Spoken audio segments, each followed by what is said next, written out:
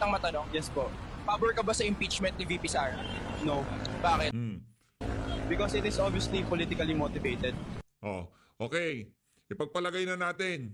Ipagpalagay na natin ha. Ito nag-iiyakan to pagka ginagamitan ng AI eh. Pero minamayat maya nila itong si VP Sara.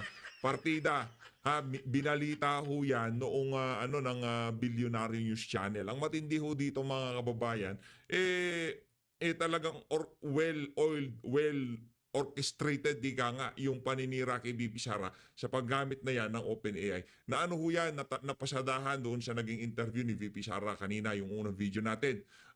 Ngayon, ano ho bang problema dito? O hindi ho natin pinag-uusapan kung AI generated o kung cartoons man yan nagsasalita dyan o kung pare, madre o kung sino man. Ang tanong, totoo ho ba ang sinasabi noong AI na nagsasalita? Kasi ano ho yan kumbaga, kung anong lalabas sa bibig ng bata na yan o kung sino man yung nagsasalita na yan, kumbaga isasali mo yan doon sa prompt mo para bigkasin ng i-generate na video ng AI kung ano man ang gusto mong ipasabi doon sa video na yon. Ang tanong dito, fake news ba ang sinasabi ng bata na nasa video na yan?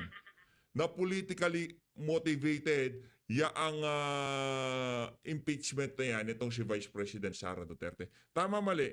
Ano ho ba? Hindi ho ba talagang pamumulitika lamang yung ano na yan, yung impeachment na yan? Yun ang tanong doon. Kasi iba ho yung AI-generated na fake news. Iba yung nagsasabi ng katotohanan. Dalawa ho kasi yan. Pagka ikaw, eto wala siyang binabanggit na politiko. Iba ho yung gagamitin nyo yung AI tapos maninira kayo ng mga tao. Yun. Yung kay VP Sara, ginamit yung OpenAI na yan, yung ChatGPT na yan, para siraan yung partikular na politiko. Dito sa isa na to, di natin malaman, mamaya ho, maiintindihan nyo kung bakit medyo may hugot tayo dito. Yung mga nasa Malacanang press cartel, talagang galit na galit dito sa video na to, gayong wala namang pinapatungkulang politiko. Di ba? Pinapaliwanag lang ng video, politically motivated. Talagang pinupolitika, sinisiraan lang si VP Sara kung iimbestigahan ang confidential fund ni Vice President Sara Duterte. Might as well, imbestigahan natin lahat. Wag lang nating isingle out itong si VP. Tama naman, yung pinupunto nitong video na to, it doesn't matter. AI generated, totoong taong nagsasalita. Wala ko tayong pakialam dyan. Ang tanong dito, meron bang sinisiraan ang ang video na yan? Meron ba siyang pinapatungkulang politiko? Kasinungalingan ba? Yun muna. Ayusin muna natin kasinungalingan ba ang sinasabi ng video na yan na isinyar nitong si Senator Bato de la Rosa? Ngayon, talagang galit na galit tong si Auntie Claire.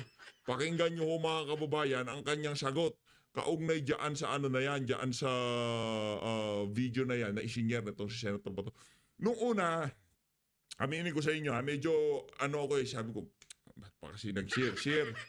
Tipong, ganun ako yung tipong, dapat sinek muna kung AI generated. Siyempre, makukurious tayo, ano ba yung ano na yan, yung senior ni Senator Bato.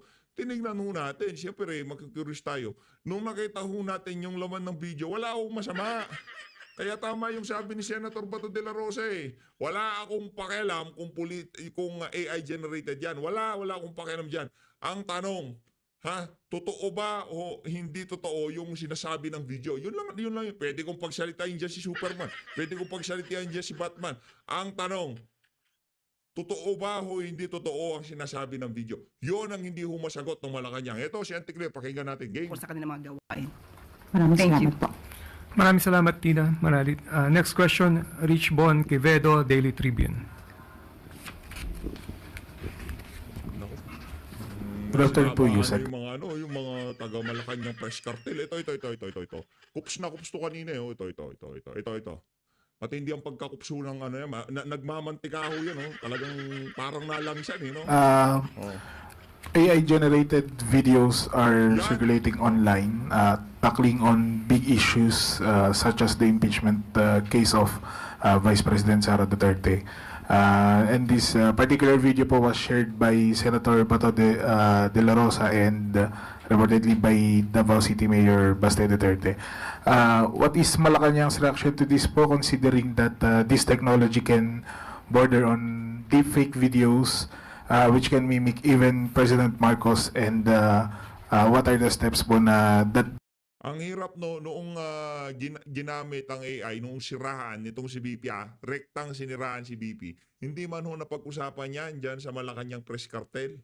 Pero dito sa video na to, senior lang, Senator Bato. Walang sinisiraan na politiko, kumbaga ilinalatag lang kung ano ang nangyayari sa impeachment na yan. Allergic na allergic ang Malacanang. the PCO will take regarding this issue po?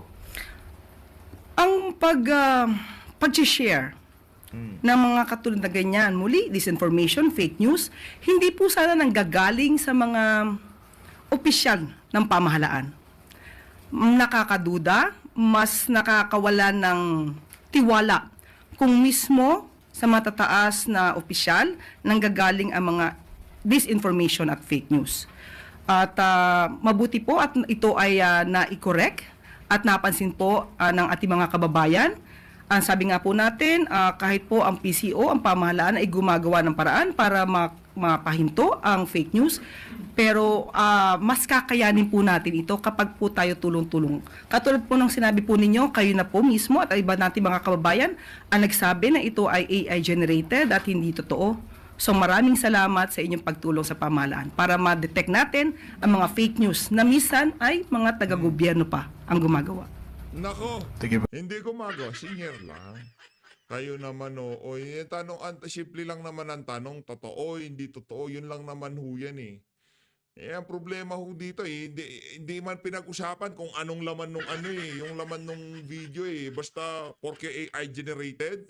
Anak ng toko kayo nga kaibigan nga ng amo mo, madam. Palong-palo sa paggamit ng teknolohiya na yan para siraan si BP. Di man kayo nag-iiyak. Senior lang ni Sen Bato, nag-iiyak kayo? Pambihira, oo. Follow-up question, Kayo, Eden Santos, Net 25. Yusek, good morning po. Regarding po dun sa follow-up yung binanggit niya na AI generated, po. Pero kung titingnan mo yung sinasabi ng mga estudyante, legit naman po yung issue. Ano pong masasabi niyo dito? Yan, oh. Sino magsasabing legit at hindi legit na issue? Ako, taong bayan. Taong bayan, ako magsasabi. Kasi based doon sa pinaka-latest na survey, kaugnay dyan sa impeachment na yan, hindi sang-ayon ang sambayan ng Pilipino. Ngayon, kung yung nakikita ng mga estudyante sa AI na pamumulitika lamang, dapat imbestigahan din yung ibang merong confidential fund, hindi ba legit yung, yung sinasabi ng video na yon? Pambihira, oo. Sa inyo, hindi legit. Diba? Sa inyo, hindi legit dahil gusto nyo ma-impeach si BP. At ayaw nyo maimbestigahan ng confidential fund ng amo mo, kaya hindi legit yun. Gusto nyo si BP lang. Pero madam ibang klase yung aurahan mo ngayon. Parang nakita kong umaliwalas ang pagmumukha mo. Parang yung tulo ng mantika sa'yo parang umaagos. Diba? Hindi naman ganyan pagmumukha dati niya si Claire Castro. Hindi, abogado naman yan, pero hindi ho siya ganyan. Parang na ho siya ngayon, parang artista na di ba? Tingnan nyo naman kutis na yan, di ba? Kung ito ay galing sa isang fake news or AI generated, so hindi tayo pwede magsabi na ito ay lehitimo o ilehitimo ang issue.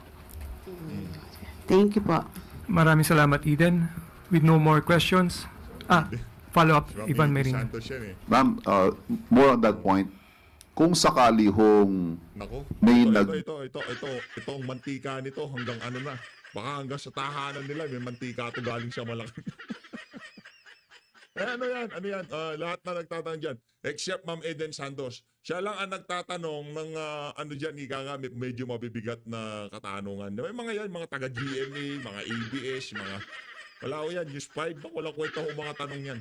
Ang tanong na mga yan, baka pinapatanong pa ni Claire Castro sa kanila para makapangatwiran lamang ang administrasyon nitong si Bangag dyan sa mga issue na yan. share nga ng mga opisyal ng gobyerno, whether purposely or inadvertently, is it incumbent upon them to apologize or to take it back once they realize that it was actually AI generated and fake? Unang-una po, Teka, ba't mag-apologize? Ano apologize? Oy, saan ba ito pinagpapasori ka nitong si Evan Mayrina, oh? Pambira, ano mag-aapat to? Nag-apologize. Ano ginawa ni Sen pa to? Hindi ba pwedeng yun ang nararamdaman ko doon sa video na yan, kaya isinir ko? Hindi ba ganun yun? Mag-apologize ako sa feelings ko, ganon? Dahil yun nasa utak ko, mag-apologize ako dahil yun AI generated, sinir ko lamang. Dahil hindi ko ma-express yung gusto kong sabihin at yung AI generated na yun, natumbok niya ang nasa kaisipan ko, magsusorry ako. Kapal naman ang mukha nitong reporter na to. Pambihira. Po, hindi naman kinakailangan mag-apologize. Yan. Kung ginamit lang naman ng kanila, ang kanilang mga talino para alamin kung ang Naku, kanilang ba to? isi-share Naku, ay Sen ba to? mali, Hindi mo ginamit ang talino mo. Yari ka. disinformation, or just AI-generated videos. Hindi ka na kailangan mag-apologize. Kung una pa lang, tama na ang inyong ginawa. But ngayon, na naipakalat na, paano na po yung ibang naniwala sa kanila? Considering na binoto sila ng taong bayan. So ngayon, Ano? na ginawa po nila, Oh. at wala tayong magagawa doon, Oh. dapat lamang po nilang i-acknowledge na ang ipinasa nila na video ay hindi totoo at hindi tunay. Oh, mission accomplished si Evan Mayrina. Isa sa pinaka namamantikaan dyan sa Malacanang. Siya bago pumasok dyan, di ba papasok sa simbahan, nagkukuha ng kung ano yung pinapahid. Yan, bago pumasok dyan, minamantikaan muna kayo. Oh, Evan Mayrina, GMA to. Walang kinikilingan, walang pinoprotektahan, si bangag lamang. Oh, gaganyan, mamantikaan niya. Thank you. Follow-up question, Alvin Baltasar. Oh, sige. Alvin So, Baltasar. in connection with that, do you find it irresponsible Oh, on the yun. Ano yan? Lahat sila. Ito, pati mo ka, nagmamantika eh. Kakahiya kayo. Ano yan? Serbisyo sa sambahin ng Pilipino. Kakapal na mukha nyo. Ano yan? Sa bagay, hanap buhay nga pala ninyo ang pagiging aso ng Malacanang. part of those who share the AI generate video? Irresponsible bang hakbang yung ginawa nila? Lalo may mga government official na nasasangkot. Opo, responsibilidad nila to. Dahil ang bawat salita na binibitawan nila sa taong bayan, leader sila, yaan ay totoo sa pandinig at pananaw ng bawat isa. Yun naman pala. So dapat maging responsable sa anumang sinishare nila na impormasyon sa ating mga kababayan. Oh. Maraming salamat, Alvin. Last two questions, Ira Panginiban. Ma'am, question lang. May penalties for doing this? Oh, ito. Isa pa to. Matindi ang pagmamantika nito. Nakananto ka. Pambira, penalty. Nag-share ka lang na nararamdaman mo. Penalty na kagad. Langya ka, oh. Sige, mo. Distributing, sharing, or giving out false or maybe Ito, misleading. nanabana to sa Malacanang. Siguro lagi nakatambay yan sa buffet. Tignan nyo lang, pati bibig nagmamantika. Lahat ho sila dyan, maliban kay Ma'am Eden. Ano ho yan, masaya ho sila dito sa administrasyon na to. Basta paboran mo lamang ang naratibo ni Bangag, naratibo ni Claire Castro. Nako, pagpasok mo pa lang sa Malacanang, pagpasok mo pa lang sa bulwagan na yan, solve ka na, panigurado. Pakitang gilas ka, Brad. Pakitang gilas ka. Or AI Hindi ka pa kilala eh. Ngayon ko palang nakita dito eh. So, pakitang gilas ka. generated Para pagka nakita ka ni Bangagaw, sino tong ano na to? Sino tong mama na to? Parang malupit magaling bumira sa mga taga-suporta ni Digong okay? information? Any penalties? Is the government looking at penalizing them, punishing them, doing anything to them? Senador, panis mo daw. Panis nyo daw, Senador. Panis nyo daw. Sa pagbabahagi lamang ng kanilang saloobin, ipanis nyo. Mga diktador talaga mga walang. Hindi po sa sitwasyon. Kung sila man ay nag-comment dito, mayroong kaakibat itong penalty. Depende po sa kanilang partisipasyon. Hindi lang naman ito shinare, kundi nagbigay pa ng opinion. So tignan na lang po natin. Alamin natin ang kabuuan. Is libel or slander an option for these kind of actions? Libel daw, slander. Sino sinisiraan ng video? Huwag kang tatanga-tanga, brad, ha? tanga mo. Landers, sinasabi mo lang, pabor ka ba sa impeachment ni VP Sara? Sinabi ba doon na magnanakaw si Marcos? Sinabi ba doon itong si Claire Castro mukhang pera? Sinabi ba yon? Wala naman sinabi ganun. Anong slander? Wala naman ganun sinabi sa video, Brad. Walang paninirang puring sinabi doon. Hindi ko sinasabing magnanakaw o mukhang pera si Claire Castro, ha. Ibig sabihin, ginawa ko lang halimbawa. Kung hindi naman sinabi yung mga kataga na yun, wala naman Sinabi ba yun doon sa video? Ano sasabihin mo slander? Ang sabi ng video, tinanong yung bata, itong bata na to, yung bata kanina, pabor ka ba sa impeachment ni VP Sara? Hindi. Ano yung ibig sabihin? Opinion, sa loobin, nararamdaman. Slander, nararamdaman mo, sa loobin mo, walang yaka. Pati buhok mo Can be. Pero sabi nga po natin, alamin po natin ang punot dulo nito. Mahirap pong magsalita agad na may liability ang isang tao. Ang sinasabi lamang po natin, dapat silang maging responsable sa bawat kilos nila. Yan. Thank you, Ira. Last question, Michelle Gilang, All TV. Hi, Yusek. Good afternoon po. Related lang po dun sa school na nasunog sa Quezon City. Kasi Ayun na nga mga kababayan, ito dito natin makikita ang pagiging bias. Hindi naman natin sila inaasahan na magiging parehas. Yung mga nagsasalita para sa Malacanang, di ba? Given na yun, syempre, yan si Claire Castro, kumukubra sa administrasyon ni Bangag Nagsusweldo yan Trabaho niya ang pangalagaan ang imahe ni Bangag hanggat kahit ano mangyari. Kahit na magmukha pa siyang tanga, kailangan niyang gawin yan. Naiintindihan natin, given yan, ika nga. Pero para dito sa mga individual na kagaya nitong kagaya nitong si Ivan Mayrina, ayan, ito. Follow up. Kagaya nitong si Ivan Mayrina, kagaya nitong mama, kagaya nitong, itong babae na to, kagaya nitong, ito, kagaya ng mga individual na yan, di ba? Na ang dating parang nandyan kayo para ibahagi sa ating mga kababayan at bagsakan ng mga mabibigat na katanungan ng tagapagsalita ng pamahalaan kaugnay kung ano yung mga programa at gagawin ng administrasyon sa mga susunod na panahon. Hindi para umayon sa propaganda, paninira o pagwawalang hiya ng mga nasa kapangyarihan doon sa mga kalaban nila sa politika. Yan ang dahilan kung bakit ang dami nang nanonood ngayon sa mga vlogger kumpara sa mga taong nagmamantika na kagaya nito.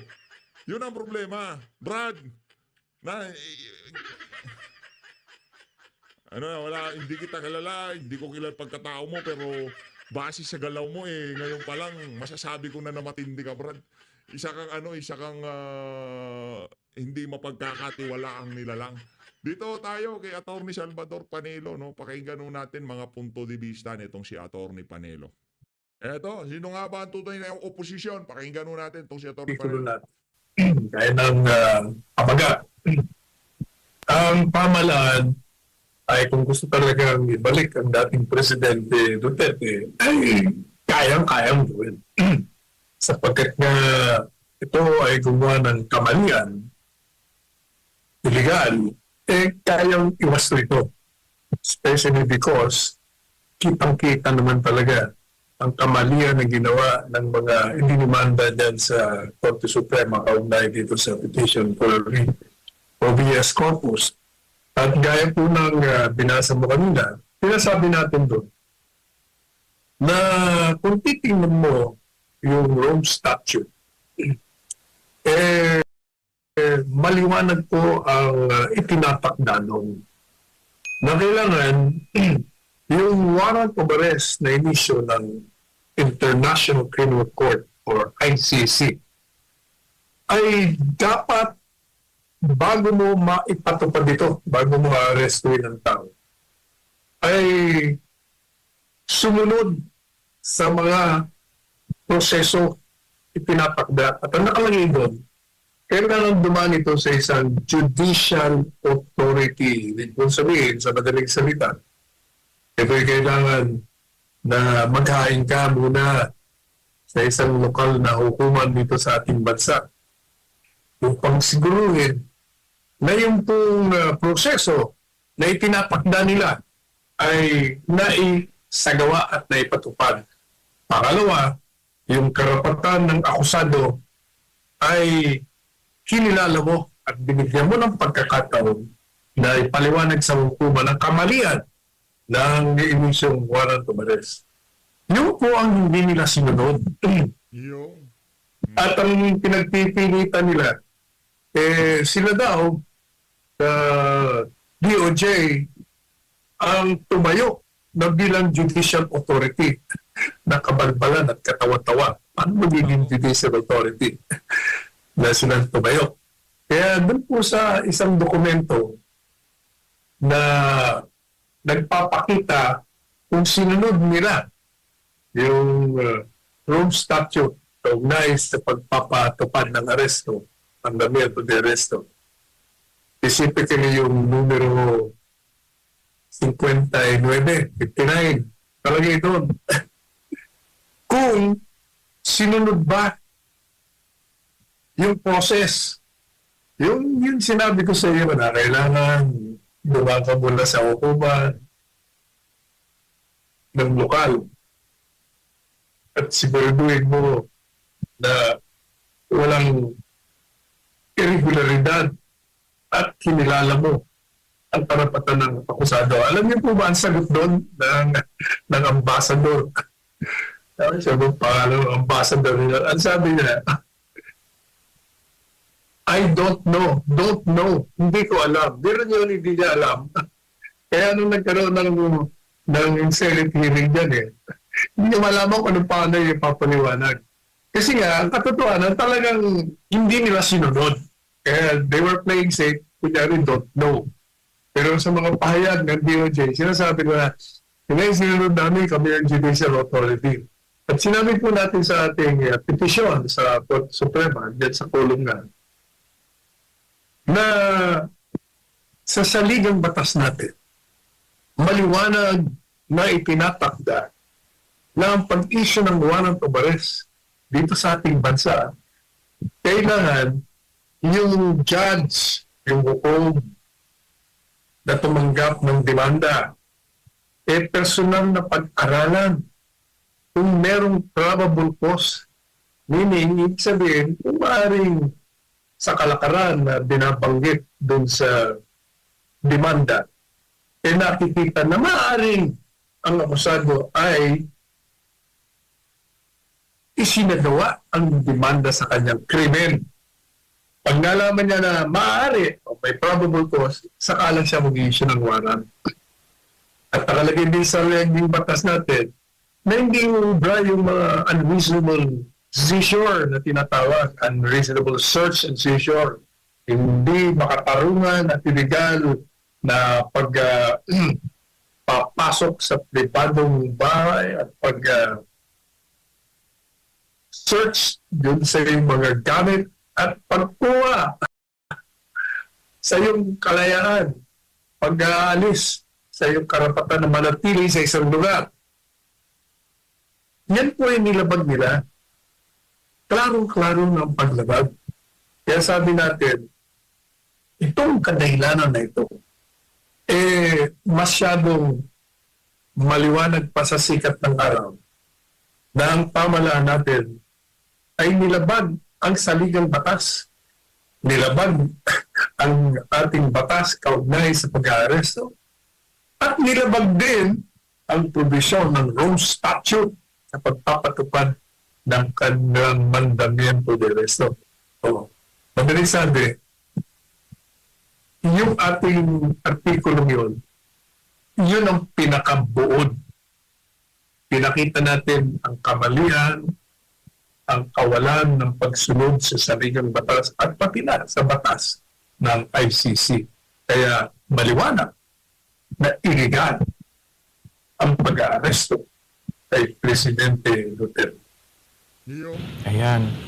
Pero Attorney Sal, kaugnay naman sa issue ng interim release, which is ngayon ay mainit din na issue kay dating Pangulong Duterte, kung sakaling aprubahan, meron pa rin siyang pagmamahal sa ating bayan at sa lahat ng mga tatay na nakikinig at nanonood ngayong mga sandaling ito.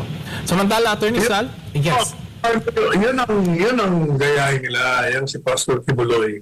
Pinakita niya bilang ama ng Kingdom of Jesus Christ ang kabutihan na pinamalas niya sa kanyang paggawa, hindi sa salita. Ganyan din si Presidente Duterte. Pinakita niya rin ang pagmamahal niya sa bayan at sa sambayanan sa pamamagitan ng pagsasagawa niya ng mga bangin na makakabuti sa bansa at sa kanyang mga kababayan. Kaya hanggang ngayon, itong dalawang ito, bilang mga ama ng kanilang mga sinasakupan, ay naroon pa rin ang pagmamahal at ang paggalang hindi nawawala. O yan po, gayahin. Ayan. So, dako na po tayo sa next topic, Attorney Sal, kung saan ikinagulat ni Vice President Sara Duterte ang ginawang pahayag ni Senator Robin Hood Padilla sa tambalan ng mano nila ni Senator Amy Marcos para sa 2028. Ayon kay VP Sara, doon lang daw niya narinig at tila biro. Malaking ano ho yan, malaking usapin ho yan ngayong mga panahon na to. Actually, di na ho natin sinausawan yan eh. Yung pag-resign, ay pag-leave nitong si Senator Robin Padilla dyan sa PDP laban. No? Pero yung magkaroon ng tambalang Amy Sara, ako, cute tayo sabi. Sago, yun ho atin. Sara Marcoleta, yun lang ho. Kung doon lang ho tayo sa dalawa na yun. Kahit alin doon sa dalawa na yun, wala tayong talo. Sara Marcoleta, wala ho tayong problema dyan. Diba? Ika nga yung madodominate nila yung 2028 pagka kung sakaling itong mga individual na to ang nagkaroon ng chemistry sa mga susunod na panahon. Biro lang ito ni Padilla. Samantala, binanatan niya si Palace Press Officer Claire Castro kaugnay ng komento nito tungkol sa kanya at kay Marcos at sinabing wala kayong aasahan mabuti sa kanila. Tinawag niyang garbage in, garbage out ang mga pahayag ni na Claire at Representative Franz Castro at itinanggi namang magkamag-anak sila. So, tingin niyo, Attorney Sal, Sara Amy sa 2028, joke lang talaga ba ito ni Senator Robin? Definitely. Pakiliti lang yun. Actually, siyempre, hindi manggagaling sa kanya. Na siya ang maraming may gusto na siyang maging katandem ni Vice Presidente Inday. Actually, ngayong mga panahon na to, hindi na tayo isa doon sa mga individual na gusto nating makitang mag-tandem itong si VP Sara at itong si Senator Robin. Hindi natin alam kung ano mga darating sa mga susunod na panahon, pero base sa mga recent development, ang pinaka-viable candidate talaga nitong viable tandem ni si Senator nitong si Vice President Sara Duterte, Senator Christopher Bongo, Senator Dante Marcoleta, o di naman ho kaya Senator Bato de la Rosa. Sila yung tatlo lang ho na yun. Yung tatlo lang ho na yun. Marami naman pwede, maraming magagaling dyan. Kaso, again, balik ho tayo doon sa yung tsansa na manalo. Lagi ho tayo doon bumabalik eh. Pero pagka senador, marami ho tayo dyan. Ika nga, nakalinga na yan. Sa 2028, yung mga hindi pinalad o nadaya noong nagdaang eleksyon, dapat ho silang sumubok ng isang beses pa. At itong si Atty. Salvador Panelo, kung gusto niya umisa, wala namang problema suportahan din natin siya, di ba? Sa 2028. At yung mga tandem ng dalawa, ay minsan ka, Muse Mariose. Hindi mo pwede pagkatiwalaan itong babaeng ito. Yan, napalakpakan natin ito si Atty. Salvador Panelo. Ako, number 1 ako dyan. Pagka mga ganyan ang litanya kay Senator Amy Marcos, pinapalakpakan ho natin yan. Hindi mo pagkakatiwalaan niya si Amy. Naku, wala, hindi pwede yan. Ano yan? Manggagamit yung mga yan. Kaya, definitely, yun talaga joke, as in joke. Ang medyo malungkot na balita, palagay ko hindi niyo pa alam, ang pagbibitiw bilang presidente ng PDP laban ni Senator Robin Padilla, hindi na siya, nag-resign na siya. Siguro mga more than a week na magkausap kami, talagang pinaplano niya na.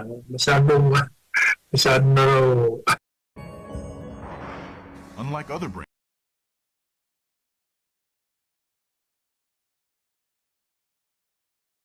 Hindi niya na matagalan. Kasi marami nang iintriga sa kanya, marami inggit kay Robin Padilla. Kung ano sinasabi tungkol sa kanya, kaya sabi niya, iwanan ko lang, bahala na kayo. Kaya hindi na siya ngayon ang presidente ng PDP laban. Pero, Attorney Sal, meron na po ba silang ipinalit kay Senator Robin?